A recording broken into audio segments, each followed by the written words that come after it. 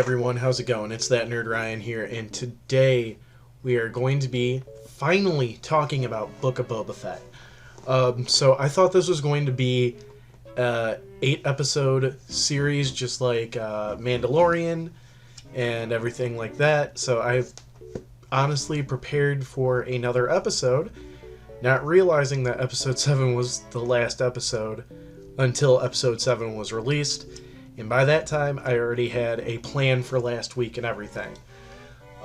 So, yeah, now we're here to review it a week late. So I apologize. And I'm honestly really excited for everything that's going to be going on with Star Wars from here on out. And I'm also excited to go with what this channel will be doing with Star Wars from here on out. But Book of Boba Fett is what we're talking about today, so make sure you guys leave a like, comment, subscribe, ring that bell, and follow me on all my social media down below. With that all done, let's get into it. So let's talk about the non-spoiler portion. So I'm gonna go quickly through my thoughts on it without spoiling anything, and then we'll give it a total ranking, and then we're going to do the spoiler review that will also give each episode a ranking, and then we're going to go through the theories that I put in my 5 last-minute Book of Boba Fett theories. So let's go ahead and talk about it right now. So the series was kind of weird in its pacing. It was a very good show, good story, good Star Wars, but certain aspects of it were taken way too, I really don't know how to say it without spoiling it. I'm literally trying to describe this without... okay, I guess this was in the trailer, so we could talk about it. We spent a lot of time with him with the Tusken tribe and before the Mandalorian, season 2. And then we would spend very little time in, the current era. And then they finally kind of hint that going to these flashbacks are over. So you think that the story's going to start taking off. And then it goes to a little... not epilogue, but a little illusion away from the main story, and you think that it's going to be only one episode, and it ends up being an episode and 3/4 of the other episode after it, and then you get to the finale, and it goes back to everything. So it's kind of like, even though the 5th and 6th episode, which we'll talk about later, are my 2 favorites, it feels like those could have been taken out and we would have still had the story. Yeah, we get some amazing cameos in this that I'm not even going to talk about right now. But, and we get some just enjoyable content, especially in the finale. The only downside, like I said, is that the pacing and kind of, I feel like, the direction of the show was very strange. This is how I'll put it, and this is how I described it when I was seeing the 2 episodes that were my favorite. So this should have just been called the Star Wars show, and I enjoy Star Wars content. I love reading the books, love reading the comics, love watching the movies, TV shows, all that. And I'm always happy with Star Wars content. The only thing that really annoyed me is that if this is a show about Boba Fett, then it should star Boba Fett. And then my other thought was, I don't know if Disney has faith in Boba Fett, as in they know that he's a big time character and that he's a major focus of, a major focus of a fandom where there's specific Boba Fett fans in Star Wars. A friend of mine is a Boba Fett fan in Star Wars. And I feel like they noticed that a lot of people like Boba Fett, but didn't know how to make him into a full show for a character. And when we get to the spoiler part, you'll understand what I mean. But it literally kind of just feels like they're like, oh, Boba Fett, we could cash in on that. Okay, what's the story, though? Well, we'll start off with him on how he got back, what he's trying to do now, and then we'll go to another character, and then we'll go to another character, and then we'll go to another character, and we'll have Boba Fett in it for like a second, and then we'll go back to that other character, and then we end the show with a big giant thing with Boba Fett and all those characters. And it's like, okay, then are we doing that one jumping around in one episode? No, we're going to do like 2.5 episodes of just jumping around for stuff that should have been in a different show. So yeah, that was my major issue with that. As you can tell, I'm going off about that. But other than that, it was a very good story and a very good portrayal of Boba Fett. So I do give this a ranking of a 7 out of 10.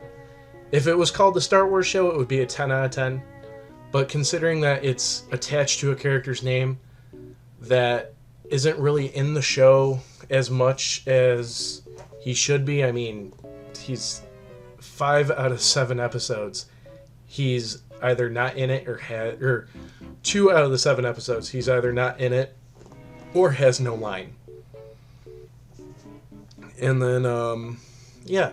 So now we're going into spoilers. So if you haven't watched the show yet, please definitely actually stop watching, watch the show, and come back. I'm going to give you guys like 5 more seconds, and then we're going to go ahead and get into it because there's a lot of crazy stuff that happens in the show. All right, let's go.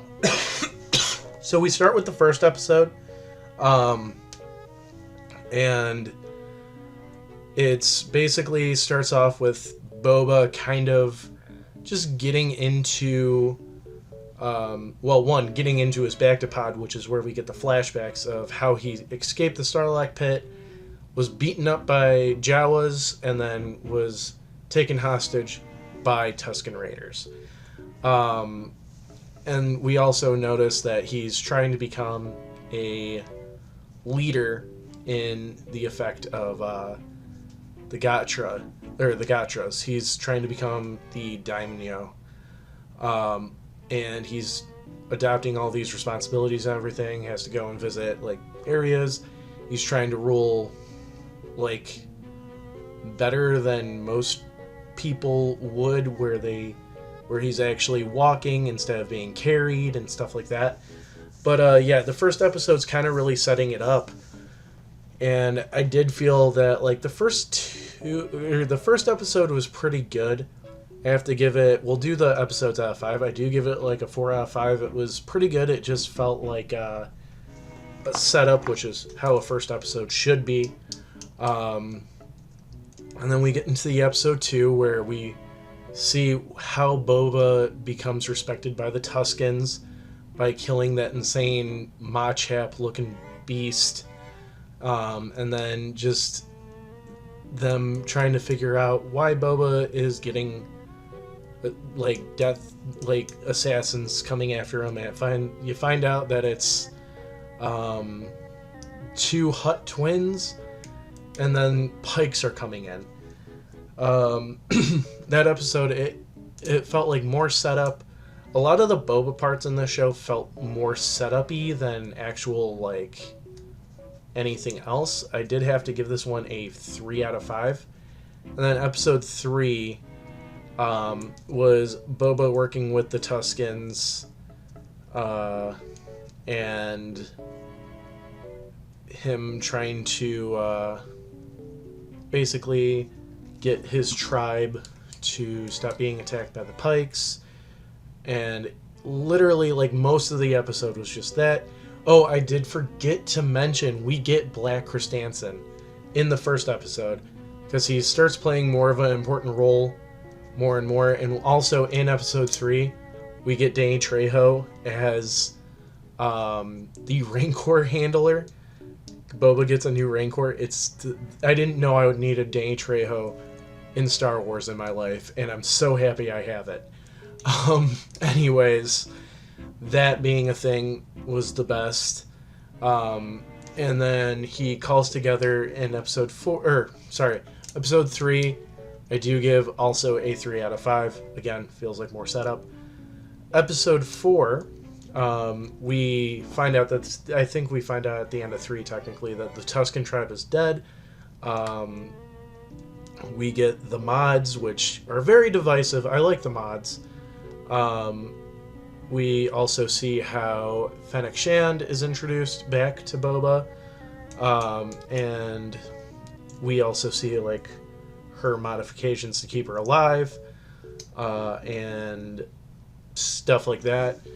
And we get him meeting with all the crime lords. And also him killing the Sarlacc. And killing the Nikto biker gang. And getting his ship back. So a lot happens in it. It's better. It's a 4 out of 5. Especially with the ending line. Which is they're talking about trying to get backup. And Fennec goes, if you have money, you could buy muscle. And you hear... And it gave me... Just thinking about it gives me chills. And it, like, I remember losing it and getting so excited. And then episode 5, we get the return of the Mandalorian. And that's the actual name of the episode. We find out, basically, this is where I love this episode to death. I am giving it a 5 out of 5. But we have a whole episode of Book of Boba Fett dedicated to the Mandalorian. It's from him, it's the Mandalorian from opening all the way to the end. And we see he's got more darker. He literally cuts somebody in half, then cuts off their head. We see him cut them in half.